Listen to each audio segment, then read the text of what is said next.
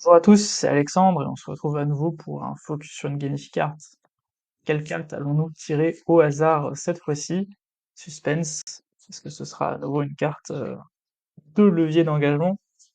On ne sait pas, c'est le hasard, et du coup, hop, eh ben on est sur la carte ressources limitées. Intéressante. Donc, la carte ressources limitées, c'est à nouveau une carte qui associe deux leviers d'engagement, donc cette fois-ci on associe rareté et pénurie d'un côté, créativité, autonomie de l'autre, parce que vous allez le voir, il y a un petit peu de ces deux aspects dans la carte. Donc les ressources limitées, l'idée c'est d'impliquer les utilisateurs dans la gestion des ressources. Donc, quand on pense à la gestion des ressources, souvent on va penser à des jeux de gestion, où on a, je sais pas, des ressources, par exemple, si on a un jeu où le but c'est de produire du blé, on va avoir des ressources peut-être en énergie, on va avoir la ressource en blé, on va avoir la ressource argent, parce qu'il va peut-être falloir vendre du coup le blé, etc. Donc là on est sur quelque chose où on donne finalement pas mal de ressources à gérer à notre utilisateur, et c'est à lui de trouver les bonnes façons de faire pour avancer donc dans le projet. C'est pas forcément la seule façon, vous allez le voir, d'utiliser cette carte. Et donc, si on s'intéresse aux ressources limitées, dans un projet de gamification, on peut se poser la question de comment les mettre en place. Et donc pour ça, vous avez quelques questions qui sont marquées à chaque fois en bas sur la carte, qui vous permettent de se questionner un petit peu. Une première question, c'est quelles ressources sont limitées et pourquoi? Est-ce que c'est une raison logique, ou est-ce que c'est quelque chose que vous avez rajouté comme contrainte pour rendre voilà, le projet de gamification un peu plus intéressant pour X ou Y raison? Et comment l'utilisateur peut-il gérer ou réguler les ressources? Est-ce que c'est quelque chose qui est assez, voilà, flex? Est-ce que c'est quelque chose qui est plutôt, assez, on va dire complexe? Est-ce que c'est proche de la réalité ou pas justement, et cetera? Enfin bref, il y a pas mal de questions qui peuvent être intéressantes à se poser à ce niveau-là. Je vous ai donc parlé rapidement de la possibilité d'avoir plein de ressources pour, simuler des jeux de gestion. C'est pas forcément le seul usage qu'on peut avoir des ressources. Par exemple, dans le cas de Genshin Impact, donc il y a un jeu sur téléphone, mais également sur PC, un peu type action, et qui s'est pas mal inspiré de Zelda Breath of the Wild, pour ceux qui connaissent.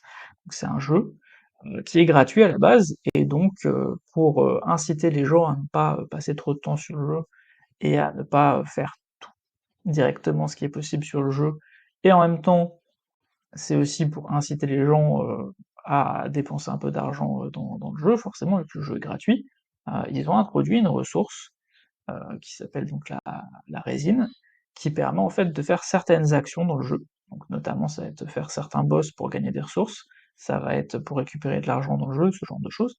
Donc c'est une ressource qui va se générer en fait très lentement. Grosso modo, vous pouvez vous dire que vous avez un certain nombre de choses qui sont possibles à faire sur une journée, puis il faut attendre le lendemain en fait pour que les ressources reviennent, et vous permettent donc de continuer. Vous pourriez pas faire 100 combats de boss d'affilée, vous pouvez en faire quelques-uns, et au bout d'un moment vous ne pouvez plus les faire à cause de cette ressource qui disparaît.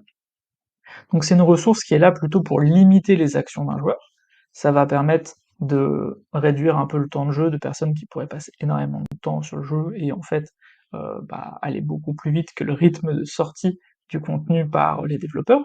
Ça peut permettre du coup aussi de créer un peu de frustration.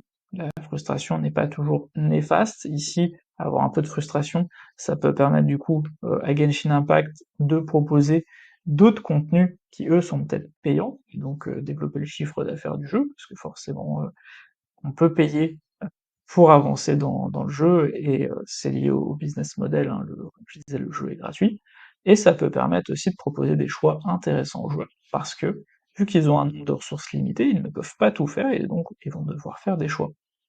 Est-ce qu'ils utilisent ça pour gagner de l'argent, pour acheter un nouvel item? Est-ce qu'ils utilisent cette ressource pour combattre de nouveaux boss, pour peut-être, voilà, améliorer, certains de leurs persos? Est-ce que ça sert à autre chose également, et cetera? Voilà. Il y a pas mal de choses qui peuvent être utilisées, et ce qui est intéressant, c'est que donc, pour, on va dire rajouter une couche un peu de complexité là-dedans, des fois il y a la possibilité de recharger davantage, notre ressource, peut-être en faisant, certains boss dans l'histoire qui vont nous donner des éléments qui permettent donc de recharger la ressource.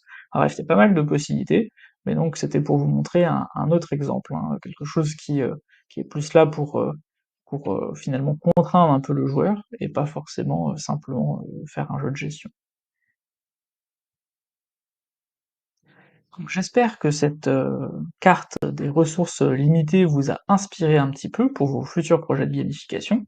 Encore une fois, si vous avez envie de en savoir plus sur cette carte, vous pouvez aller dans la base d'exemples de gamification pour essayer de trouver d'autres exemples, peut-être proposer les vôtres, et vous pouvez aussi, voilà, tout simplement, essayer d'impliquer cette carte dans vos futurs projets de gamification. Si c'est le cas, vous faites signe en commentaire, bien sûr.